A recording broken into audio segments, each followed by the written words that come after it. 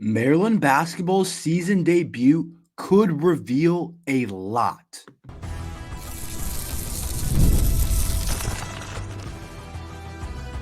You are Locked On Terps, your daily podcast on the Maryland Terps, part of the Locked On Podcast Network. Your team every day. What's up, everyone? I'm Tre Moore, host of Locked On Terps, part of the Locked On Podcast Network, your team every day. So thank you for making us part of your day. And today's episode is brought to you by FanDuel. You can start the season with a big return on FanDuel. New customers can place a $5 bet, and you'll get started with $150 in bonus bets if you win your first $5 bet. Just visit FanDuel.com to get started. Maryland basketball could reveal a lot in their season debut against Manhattan. If you've been like me, you've been tired of football season, you've been tired of how Maryland football has looked, and you've been counting down the days towards basketball season, because I really feel like we have a chance to do some pretty big things and to have a real team to cheer for this year. And I know a lot of people still have a bad taste in their mouth from last year's basketball season and what we were, and how kind of poor we were offensively, how we relied on one player, how much of a disaster the roster was, how bad we played in out of conference and in conference.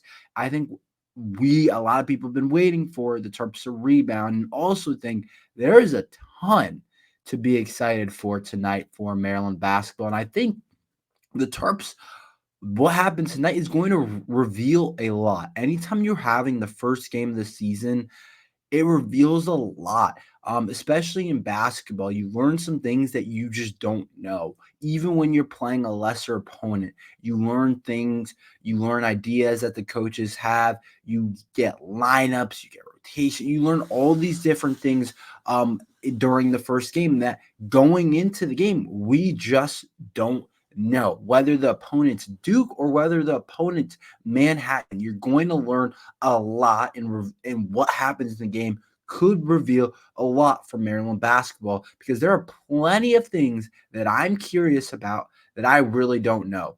Will things change throughout the season? Is it going to be an exact representation of what Maryland's going to be this year? No, absolutely not. But there are plenty of different things for the Terps to look at, to look forward to, for Maryland fans to see, and what Kevin Willard reveals about the Terps tonight at 7 o'clock on BTN Plus. I hate when we play these BTN Plus games, because it's just annoying when you have to get that subscription and all that. But that's a side topic about some of the streaming stuff. But I mean, it does make sense. Maryland Manhattan basketball isn't always going to be on the actual TV. But here are some things that I think it could reveal for the Terps. I think we have a guess at what the Maryland starting lineup is going to be, and I'm pretty sure that this is what it's going to be. I'm pretty sure it's going to be Gillespie at the point, and then I'm thinking that it's going to be Deshaun at the 2, and then at the 3, Selton Miguel, and then at the 4-5, Reese and Queen. I don't know exactly who be considered the bigger guy. I would think that in terms of who they guard, I would guess that Reese guards the bigger player on the opposing team. The other team's 5, if it's more clear. But I do think that they're both kind of inside 4-5 type of guy. So I think that's what the starting lineup is. But we don't know for sure till we get to tonight. Maybe he decides, I'm going to bring Selton Miguel off the bench like he's done, like what he did last year and won 6th man of the year in his conference. Maybe he decides Deshaun Harris-Smith isn't starting. Maybe there's something different that we don't expect in the lineup. I don't know. I don't think so. I think that's going to be the starting 5. But I think what it is going to reveal, we're going to get, especially in the first half, could change a little bit in the second half, depending on score, circumstances, and what's going on in the game. But in the first half, I think we're going to get a pretty good idea, not an exact representation, and it's sure things can change, but we're going to get a pretty good idea of what Kevin Willard has in terms of rotations, which I think for this team is extremely important because I think there's a lot of different guys. I think last year there was less guys, but this year I think there's more guys that could potentially get into the rotation and play this year for the Terps. So I think one thing that I'm going to be looking at is Rodney Rice. I think he should be our sixth man. I think he's our best player off the bench, and I think he could start by the end of the year. I'm going to be looking at him, see what his role is. When does coach bring him in? Who does he bring him in for? Tafara Gapari, I think, is another interesting one from Georgia Tech. He's a forward. Where does Loxley? See, we've been talking way too much football. Got Loxley in my head. Where does Willard put Gapari? How about Malachi Palmer? Is he in the rotation? Is he a guy that we can expect to play this year? We do have a lot of guards. Is Malachi Palmer more of a next year type of thing, or could we get going for Malachi Palmer this year? There's a lot of different potential things that I think could happen for the Terps, and definitely something I'm going to be looking at is just how we rotate different guys. Jordan Geronimo started a lot of games last year. What is his role in the rotation? I think the rotation may be one of the most revealing things because not everyone can play. I think I counted like almost 10 guys that potentially could be in the rotation when you think about, let's count it. Derek Queen 1, Geronimo 2, Chance Stevens I think is still out, but we expect him back at some point. Julian Reese 3, Celton Miguel 4, Jay Young potentially, could he be in the rotation? I'm gonna say 5, Malachi Palmer 6, Tafara Gapari 7, Deshaun Harris-Smith 8, Braden Pierce, has he developed enough? Could he be in the rotation? Rodney Rice 9, Jacoby Gillespie 10, and you could have added probably one more like a Braden or somebody else down that roster. So there's legitimately like 10 guys that you probably look at that could potentially play for the Terps this year. And I'm really going to be looking at who's stood out, who's looked good. And I think it's going to reveal a lot. I think also the identity of this team, we're going to see it a bit. It's not going to completely come out against Manhattan, but I think we're going to get a pretty good idea what the Terps want to do. I always said they're going to play a lot through their front court. It's going to be a lot of Reese and Derek Queen, and I do think that that's going to be the case. I think it's going to be a lot of Julian Reese, and I think it's going to be a lot of Derek Queen inside. But does he run more pin downs for Celton Miguel? Does he run more sets for does he run more for Jacoby Gillespie, or is it going to be a lot of just Queen and Reese creating the offense? I'm really interested in this team, and I think there's a lot of stuff to reveal. And there's also personal stuff about each player. One thing I'm going to be looking at for sure that I think this game it's not going to exactly reveal, but I do think it's going to give us a pretty good idea at Deshaun Harris-Smith. How has he come along with the shot? Is he taking shots? Is he making shots? Is he taking shots last year that he didn't want to take? How's that coming along? Is that truly better? Has that work that he's put in the offseason really turned into something? Or is he still hesitant? Is he still looking to get to the rim? Like, what is he looking like in terms of that? I think Derek Queen, this season debut for him, is going to reveal how dominant is he really? Is he as good as a lot of people think? We've gotten some eye tests. We've seen him at Mount Verb for a while now, but we want to see him in a college game. Does he fit with Julian Reese? Does that look good to start? I think there's a lot of different things that are really important for this team.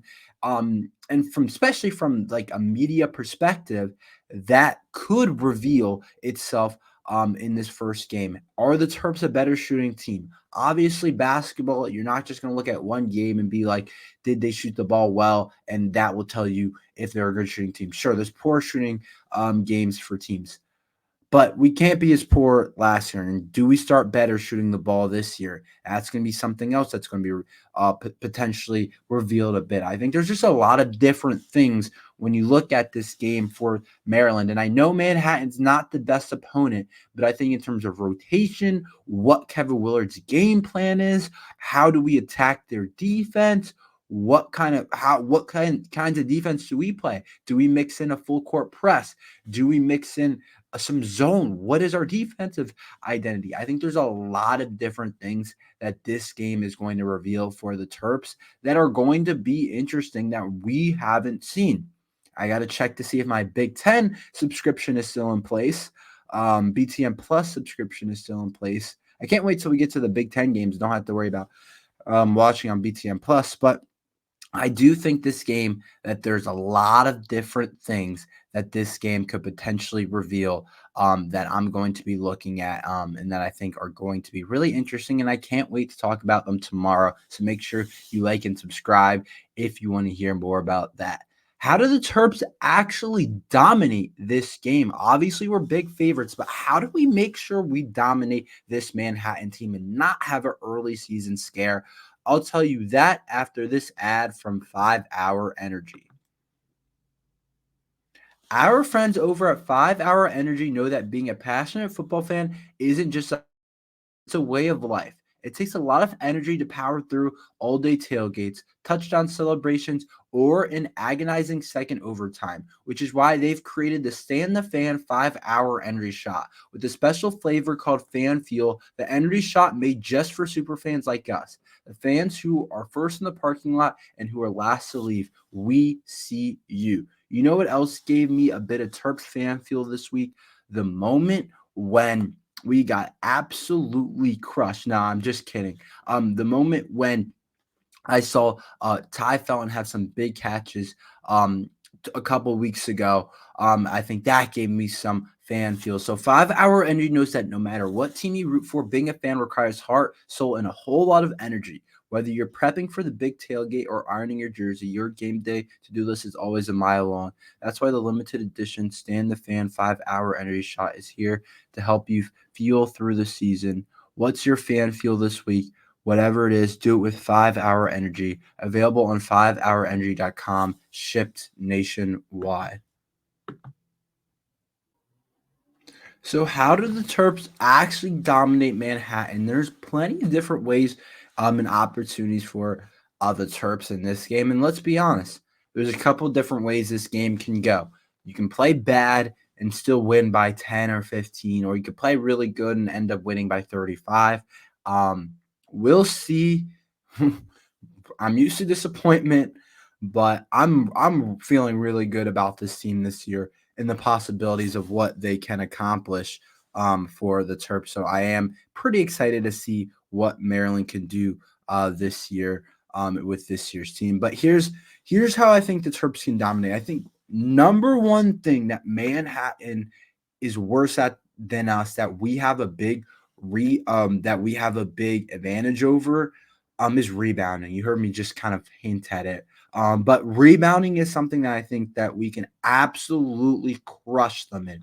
And this Maryland team, I think, has the potential to be a really good rebounding team as well. But when we look at it from Manhattan's perspective, I was reading an article on the Maryland SB Nation page, and it said Manhattan was the max worst team at cleaning the glass in 2023-2024, and it averaged a -5 rebound margin and allowed 38 rebounds per game. And you have to remember, they're not playing Big Ten teams every week. They're playing MAC opponents. And no offense to MAC opponents, but they don't have the same size and athleticism in their front courts or in their entire team to be able to rebound at the degree that Maryland does.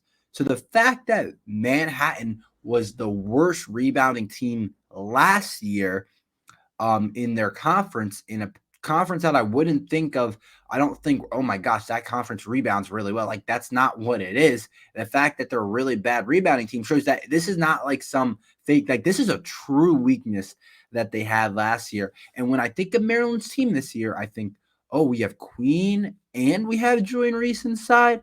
In the front court at the 4 and the 5, you immediately think the Terps should out rebound Manhattan by a lot. Like, I don't see why we can't out rebound them by 10.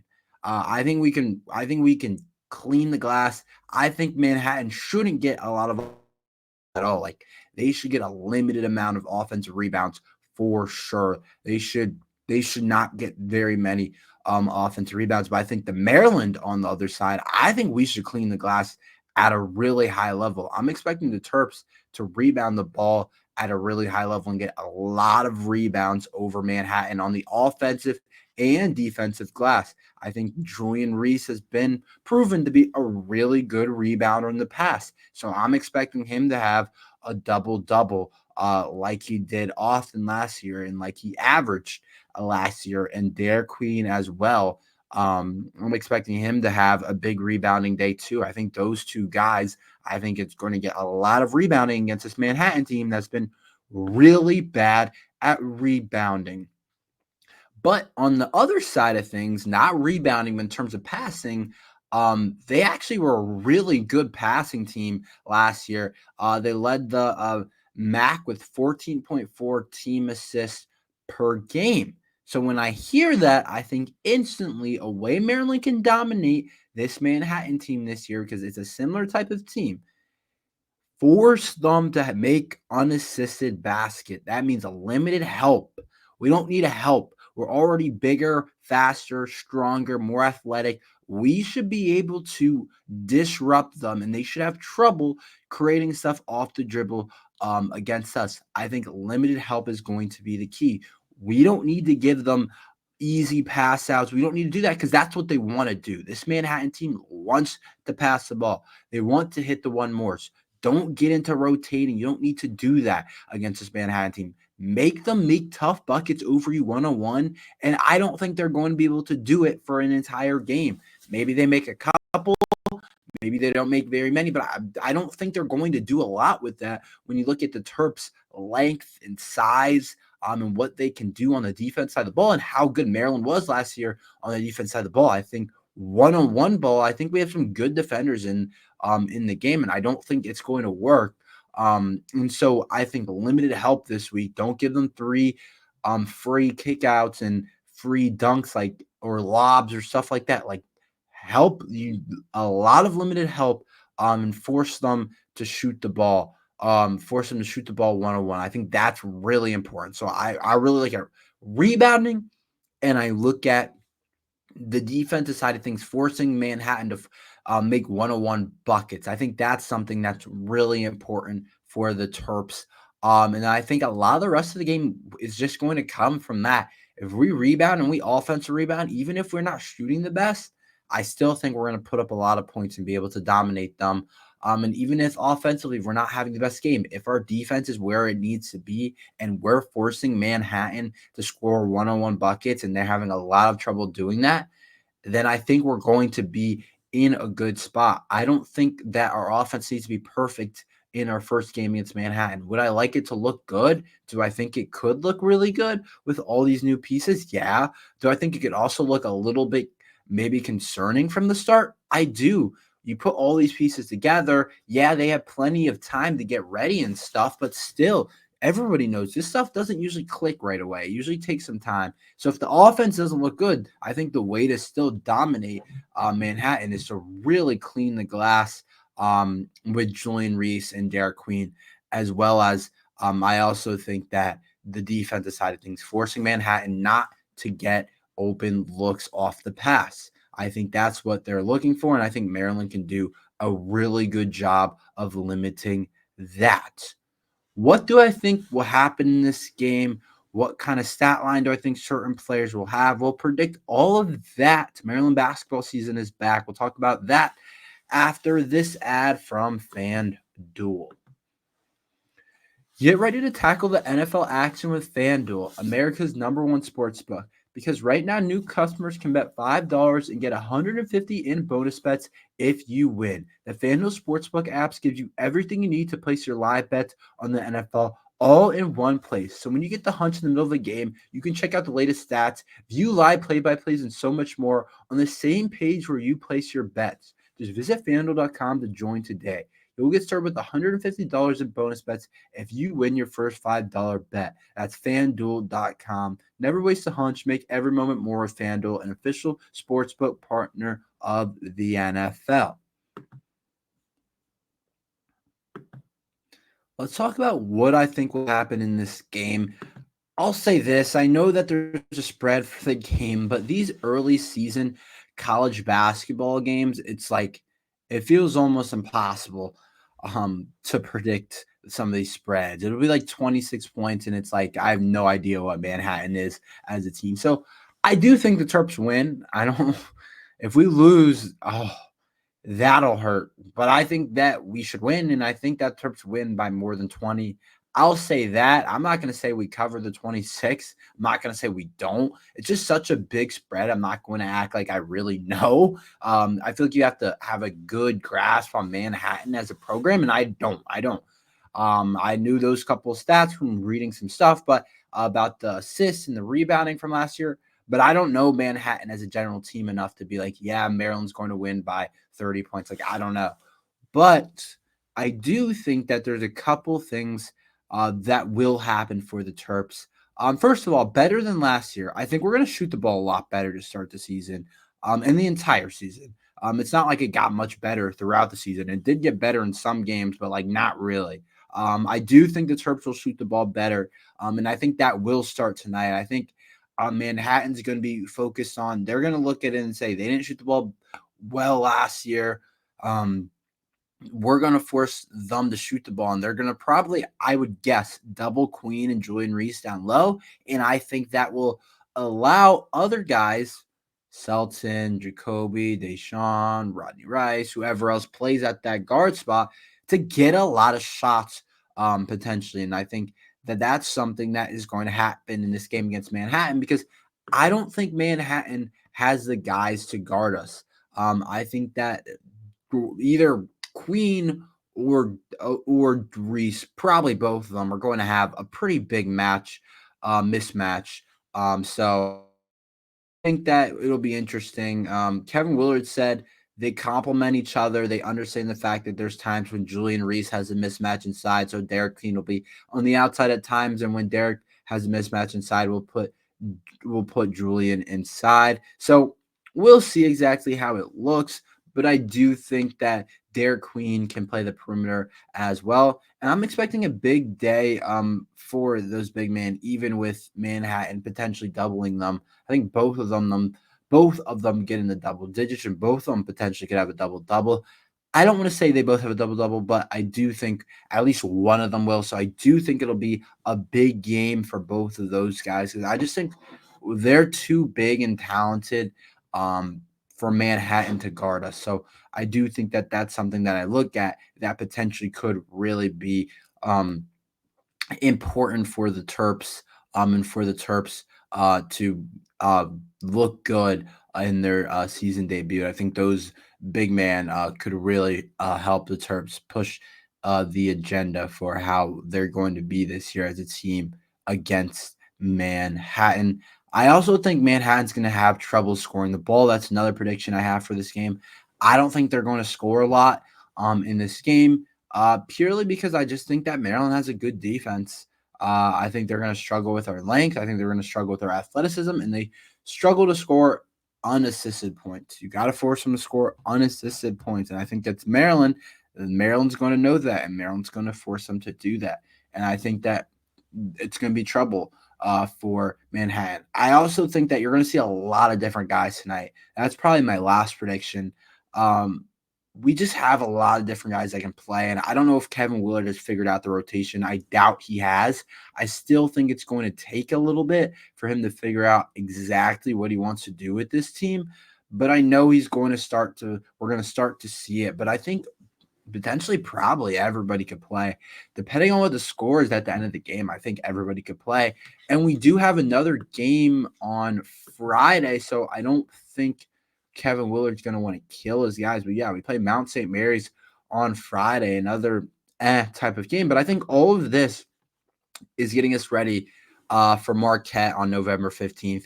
I guess that would be next Friday. Yeah, next Friday, November 15th, they play Marquette. I think these games are getting us ready for that. And I think that's an opponent that's ranked 18th in the country. That's going to be really tough to beat. And that's a game that we look at could be potentially one that Maryland actually could lose. Whereas the other games, it's like they can't really lose just because they're just more talented. But we'll see what happens. That's all we have for today. Thank you for listening to Locked On Terps. Make sure you like and subscribe. We're here every day talking Maryland football and basketball. So thank you for listening to Locked On Terps.